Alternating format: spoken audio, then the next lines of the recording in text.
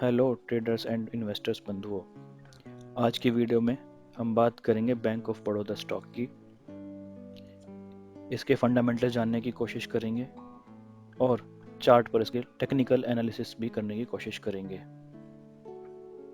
बंधुओं, हाल ही में bank of Baroda stock ने अपना 52 वीक या फिर ये कहें कि अपना ऑल टाइम हाई बनाया, जो कि लगभग 9 साल का एक ब्रेकआउट था। अभी हाल ही में हमें एक न्यूज़ भी देखने को मिली जिसमें बताया गया कि बैंक ऑफ बड़ौदा ने अपने न्यूजीलैंड आर्म के 100% स्टैक को बेचने के लिए बायर्स को इनवाइट किया था। उसके बाद लगातार इस शेयर में तेजी बनी हुई है। चलिए देखते हैं ये स्टॉक फंडामेंटली और टेक्निकली कैसा है और क्या इसमें करंट लेवल्स पर इन्वेस्ट किया जा सकता है। दोस्तों, शुरुआत करते हैं फंडामेंटल एनालिसिस से। बंधुओं, अगर हम देखें तो अभी ये स्टॉक लगभग 233 के प्राइस पर ट्रेड कर रहा है। इसका जो ऑल टाइम हाई था पिछले हफ्ते वो लगभग 235-36 रुपए के आसपास था। तो इस तरह अगर देखा जाए तो यह अपने 52 वीक के आसपास ही ट्रेड कर रहा है। दोस्तों, ये शेयर डिविडेंड भी प्रोवाइड करता है। अगर इसका डिविडेंड यील्ड देखा जाए तो वो लगभग 2.38 का है।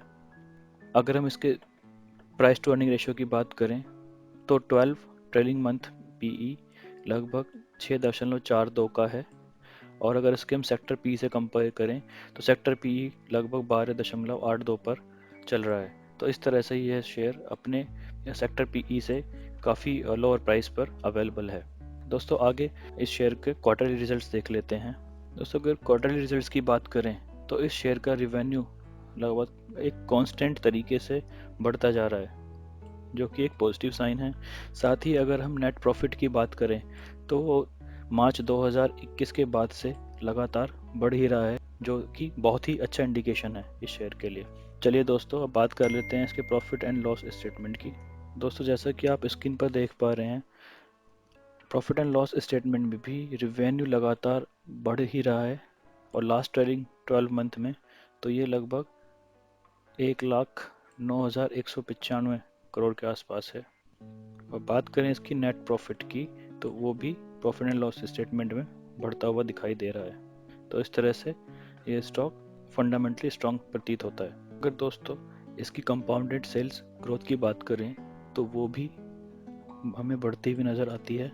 साथ ही प्रॉफिट ग्रोथ भी हमें बढ़ती हुई नज़र आती है।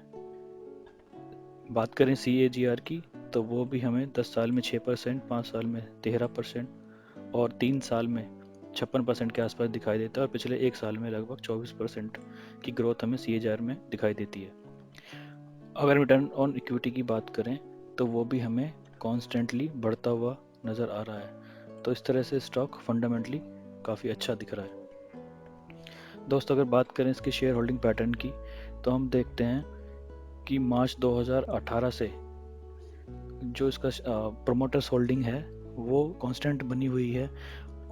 इसका मतलब है कि प्रमोटर्स ने इस शेयर में अपना भरोसा कायम रखा हुआ है।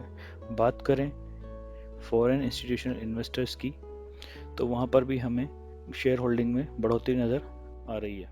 अगर बात करें DIIs की, वहाँ पर भी हमें लगातार शेयर होल्डिंग में बढ़ोतरी होती हुई नज़र आ रही है। बात करें रिटेल इन्वेस्टर्स की तो यहाँ पर हम देखते हैं कि रिटेल इन्वेस्टर्स ने अपनी पोजीशंस को यहाँ पर क्लोज किया है।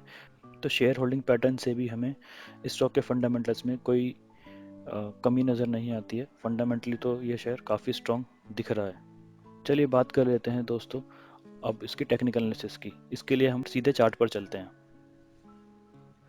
दोस्तों, डेली चार्ट से हम देखते हैं कि नवंबर 2023 में इसने अपना एक डबल बॉटम फॉर्म किया और जैसे ही लगभग 200 का लेवल क्रॉस किया तब से इस शेयर में काफ़ी तेज़ी बनी हुई है। और हाल ही में इसने अपना 9 साल का जो लेवल था उसको ब्रेकआउट किया एंड अब एक पुल बैक करने के बाद वापस ऊपर जाने की तैयारी इसमें होती दिख रही है।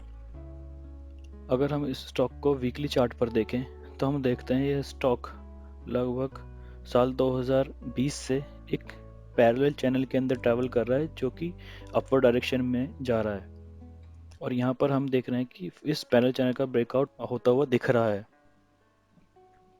वहीं हम अगर इस स्टॉक को मंथली चार्ट पर देखें तो हमें साफ दिखाई देता है कि दिसंबर 2014 के आसपास जो एक लेवल था लगभग 230 का, वो लेवल इस स्टॉक ने अभी हाल ही में तोड़ा है, और ये स्टॉक ब्रेकआउट के बाद ऊपर जा सकता है। तो टेक्निकल चार्ट पर भी ये स्टॉक काफ़ी मजबूत दिखाई देता है, पर क्या हमें यहाँ पर इन्वेस्ट करना चाहिए, या फिर अगर हम पहले से इन्वेस्टेड हैं तो हमें क्या करना चाहिए? चलिए दोस्तों, इसको देख लेते हैं। दोस्तों, जैसे कि हमने अभी देखा कि ये स्टॉक अपने 9 साल का जो लेवल था उसको ब्रेकआउट कर चुका है, और टेक्निकल फंडामेंटली देखें तो स्टॉक काफ़ी मजबूत नज़र आता है। बट क्या इसी कारण से हम इस स्टॉक में इन्वेस्ट करें? तो मेरा आंसर होगा नहीं, हमें कुछ और चीज़ें भी देखनी चाहिए। चलिए मैं आपको मंथली चार्ट पर एक इंटरेस्टिंग चीज़ दिखाता हूँ। दोस्तों, ये जो इससे पहले इस स्टॉक ने अपना लाइफ टाइम हाई लगभग अक्टूबर नवंबर 2010 के आसपास बनाया था। उसके बाद इस स्टॉक में एक कंटिन्यू फॉल आता है, एंड देन ये स्टॉक वापस से एक नया ब्रेकआउट करके नया हाई बनाता है। ब्रेकआउट के बाद आप अगर देखें 2014 में ये वापस फिर से फॉल होना शुरू करता है, जो कि 2016 तक कंटिन्यू रहता है, फिर से एक पुल बैक आता है, एंड देन अगेन फिर से लगभग उसी लेवल से ये नीचे फॉल करना शुरू कर देता है। और इसके बाद 2020 में कोविड के टाइम पे ये स्टॉक और ज़्यादा फॉल करता है, और फिर से एक डबल बॉटम बनाकर ये अ, एक नया लाइफ टाइम हाई 2023 में बनाता है। दोस्तों, अगर यहाँ पर मैं वॉल्यूम्स इंडिकेटर ऑन करूं तो आप देखेंगे कि जैसे ही ये स्टॉक अपने लाइफ टाइम हाई के आसपास जाता है तो इसमें एक गिरावट दर्ज की जाती है। दोस्तों, कोई भी स्टॉक अपने पैटर्न और हिस्ट्री को फॉलो ज़रूर करता है, तो यहाँ पर भी हमें कमोवेश वही स्थिति नज़र आती है। जैसे ही ये अपने हाई के आसपास पहुँचता है, इसके वॉल्यूम्स में अचानक गिरावट नज़र आ जाती है, और जैसे ही ये डबल बॉटम या फिर अपना लो बनाता है, वॉल्यूम्स में अचानक से एक तेज़ी नज़र आती है, जैसे कि आप चार्ट पर देख सकते हैं। और ये स्थिति लगभग लगभग हर बार हुई है। यहाँ पर वापस से इसने फिर से एक हाई बनाया, एंड आप देखें तो यहाँ पर बॉटम पे वॉल्यूम फिर से लो हुए हैं। और दोस्तों, अगर यही बात हम 2020 से 2022 तक की करें तो अगेन इस स्टॉक में एक बॉटम बनता है या डबल बॉटम बनता है, एंड फिर से वॉल्यूम्स में स्पाइक आता है, और ये स्टॉक अपने लाइफ टाइम हाई की तरफ बढ़ जाता है। और अगर अब हम यहाँ पर देखें तो वॉल्यूम्स में फिर से गिरावट होनी शुरू हो गई है, जो कि एक निगेटिव इंडिकेशन है। ऐसा नहीं है कि ये स्टॉक फंडामेंटली या टेक्निकली वीक है, बट इस स्टॉक का पैटर्न ऐसा है कि ये हाई बनाने के बाद थोड़ा फॉल करता ही है, पुल बैक इसमें आता ही है। तो हो सकता है ये स्टॉक थोड़ा और ऊपर जाए एंड फिर से अपने आप को करेक्ट करे। इसके लिए आप इसके वॉल्यूम्स पर नज़र बनाकर रख सकते हैं। बंधुओं, बात करते हैं कि अब इसमें इन्वेस्टर को करना क्या चाहिए। आगे बढ़ने से पहले बंधुओं, मैं यहाँ पर बताना चाहता हूँ कि मैं कोई सेबी रजिस्टर्ड एडवाइज़र नहीं हूँ, तो आप किसी भी स्टॉक में इन्वेस्ट करने से पहले अपने फाइनेंशियल एडवाइज़र की सलाह अवश्य ले लें। दोस्तों, इन्वेस्टर्स यहाँ पर दो तरह के हो सकते हैं। एक वो लोग जो कि पहले से इन्वेस्टेड हैं, तो वो इस स्टॉक में डेफिनेटली बने रह सकते हैं, और साथ ही अपना बाय ऑन डिप की पॉलिसी फॉलो कर सकते हैं। जैसे स्टॉक में कुछ करेक्शन आता है या फॉल आता है, हाल ही में क्योंकि बैंक निफ्टी भी अपने लाइफ टाइम हाई पे चल रहा है और वहाँ से एक करेक्शन ड्यू है, तो जैसे ही कोई करेक्शन आता है आप इस स्टॉक में अपनी इन्वेस्टमेंट थोड़ी सी बढ़ा सकते हैं। बात करते हैं नए इन्वेस्टर्स की, तो डेफिनेटली उनको अभी यहाँ पर वेट करना चाहिए। जैसे ही कोई पुल बैक या कोई करेक्शन आता है, वो इस स्टॉक में इन्वेस्टमेंट कर सकते हैं। और मैं यहाँ पर यही बोलना चाहूँगा कि अपना सारा पैसा एक साथ लगाने की बजाय आप SIP मोड में इस स्टॉक में इन्वेस्ट कर सकते हैं। जैसे ही थोड़ा सा करेक्शन आए आप एक इन्वेस्टमेंट कर दें, थोड़ा और करेक्शन आता है तो आप थोड़ा सा और इन्वेस्टमेंट कर दें, तो इस तरह से आप इसमें इन्वेस्ट कर सकते हैं। ये स्टॉक फंडामेंटली टेक्निकली तो बहुत अच्छा नज़र आ रहा है, बट इसमें हमें इन्वेस्ट करने के लिए इसके वॉल्यूम्स पर और उसके चार्ट पर ध्यान देना चाहिए। तो ये था video bank of Baroda stock को लेकर। उम्मीद है आपको ये वीडियो पसंद आया होगा। आपको ये वीडियो कैसा लगा आप कमेंट बॉक्स में लिख सकते हैं। वीडियो पसंद आया तो आप इसको लाइक दे सकते हैं, और आप अगर चाहें तो आप चैनल को सब्सक्राइब कर सकते हैं।